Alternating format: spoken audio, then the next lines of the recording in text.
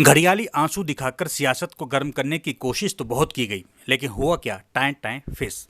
इस बात को आगे बढ़ाऊं उससे पहले आपको एक बात और बताना चाहता हूं। यदि आप किसी बीमारी से पीड़ित हैं तो आप इधर उधर भटक रहे हैं तो कुछ नहीं होने वाला। होना तो ये चाहिए था कि आप अपनी बीमारी से संबंधित विशेषज्ञ के पास समय पर जाएंगे तो उपचार जल्द ठीक हो जाएगा। अरे भाई, माना कि आपको पैनिक अटैक आया था और आपके समर्थक या कहें शुभचिंतक तत्काल सरकारी अस्पताल भी ले गए आपको, लेकिन सही उपचार तो आपको शुक्रवार यानी पैनिक अटैक आने वाले दिन के अगले दिन आपको आपकी बीमारी के विशेषज्ञ ने एक ही डोज ऐसी दी कि सारे रोग छूमंतर हो गए। इसलिए इसे कहते हैं राजनीति। अब मैं आता हूं मुद्दे की बात पर। कांग्रेस के एक नेता हैं डॉक्टर राजेश शर्मा, जिन्होंने इस बार देहरा में होने जा रहे उपचुनाव में टिकट की बहुत ज़्यादा लालसा पाल रखी थी। टिकट की लालसा किसे नहीं होती, बहुत लोग कतार में थे। रमेश दुहाला ने तो सीएम सुखविंदर सुक्खू के सामने टिकट के लिए बहुत ही अजीबोगरीब मांग रख दी थी, पर हुआ कुछ नहीं। खैर, जब डॉक्टर राजेश शर्मा को टिकट नहीं मिला तो इन्होंने कांगड़ा से शिमला और फिर देहरा में अपने समर्थकों को बुलाकर इमरजेंसी मीटिंग कर अपना दुखड़ा सभी के सामने रख दिया। फूट फूट कर रोने लगे।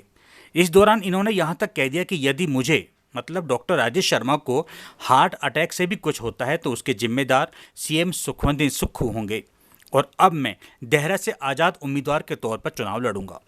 यह बयान इन्होंने अकेले में नहीं बल्कि मीडिया और आम जनता के सामने कहा। जब मामला मीडिया में आ गया तो स्वाभाविक था कि सीएम सुखविंदर सुक्खू तक ये जानकारी जरूर पहुंची होगी।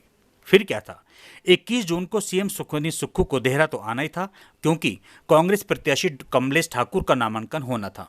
लेकिन सीएम सुक्खू ने नामांकन से पहले ही डॉक्टर राजेश शर्मा को ब्रांडेड कंपनी की डोज देना उचित समझा और ऐसी डोज दी कि सब कुछ चारों खाने चित होते हुए गेंद सीधे सीएम सुक्खू के पाले में आ गई और डॉक्टर राजेश शर्मा एकदम फिट एंड फाइन हो गए। यहां पर कांग्रेस नेता सतपाल राजद की बात याद आ जाती है। इन्होंने तो पहले ही जो कहा एकदम सही कहा।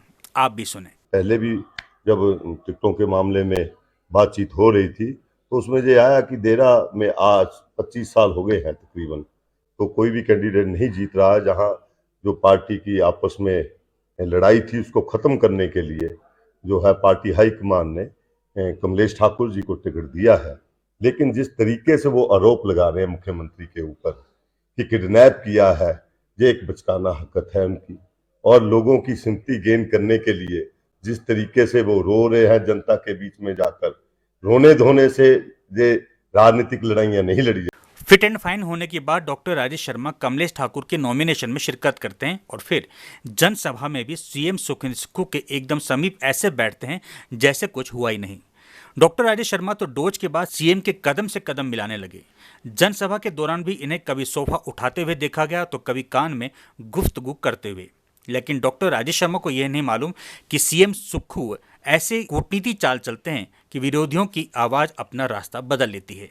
इससे पहले भी सीएम सुक्खू ने अपनी सरकार गिरने के खतरे को ऐसे डिफेंडर बनकर टाला कि सब देखते रह गए। सबसे पहले तो मैं ये स्पष्ट कर देना चाहता हूँ कि कुछ मीडिया हाउस में ये खबर चल रही है कि माननीय मुख्यमंत्री जी ने इस्तीफा दे दिया। मैंने कोई इस्तीफा नहीं दिया। आज़ाद उम्मीदवार बनकर चुनावी मैदान में उतरने की घोषणा करने वाले डॉक्टर राजेश शर्मा को धरातल पर उतारने में सीएम सुक्खू की धर्मपत्नी कमलेश ठाकुर की रणनीति अहम रही। कमलेश ठाकुर ने अपने तर्कश से ऐसे बाण निकाले कि डॉक्टर राजेश शर्मा एक दिन पहले कही गई सारी बातों को खड्ड में फेंककर चप्पलों में ही नॉमिनेशन और जनसभा में पहुंच गए। डॉक्टर राजेश शर्मा कहने लगे, कमलेश ठाकुर मेरी बहन के समान हैं। अपनी बहन के लिए मैंने चुनाव में उतरने का फैसला बदल दिया है। अब वे चुनाव नहीं लड़ेंगे बल्कि चुनाव लड़वाएंगे। देहरा की जनता के साथ मिलकर वे कांग्रेस प्रत्याशी की जीत के लिए काम करेंगे। मुख्यमंत्री ने जो विश्वास जताया है उस पर वे खरा उतरेंगे। वे पार्टी के सिपाही हैं और अपनी बहन के लिए मैदान में उतरेंगे। ना जाने क्या क्या।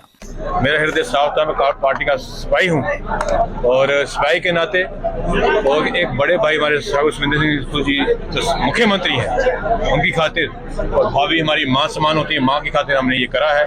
मैं समझता हूँ कि देहरा की जनता भी किसी मेरे जो भाव हैं वो ध्यान में रखते हुए हमारी पार्टी के जो कैंडिडेट है ठाकुर सुखविंदर सिंह सुक्खू की जो एक वर्चस्व की लड़ाई है उनमें कामयाब होंगे प्रतिभा सिंह जी के आशीर्वाद से और मुकेश जी के आशीर्वाद तो आप चुनाव नहीं लड़ेंगे सर? से। चुनाव नहीं लड़ेंगे, दूसरों चुनाव लड़वाएंगे और उनके दांत में चने चुवाएंगे। तो जो गिले शिकवे से खत्म कर दिया गया सर, जो गिले शिकवे से खत्म हो गए आपके, वो नहीं खड़ा होगा।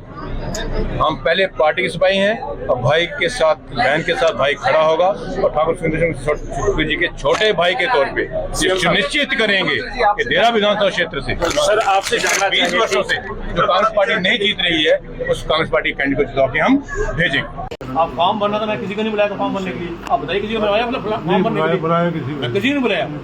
11 लोग आएंगे बस फॉर्म भरेंगे कि नहीं, कोई ताम जाम नहीं। तो फॉर्म भरना था, सर्टिफिकेट 2 तैयार थे, साइन भी करें सुबह INC से और उससे।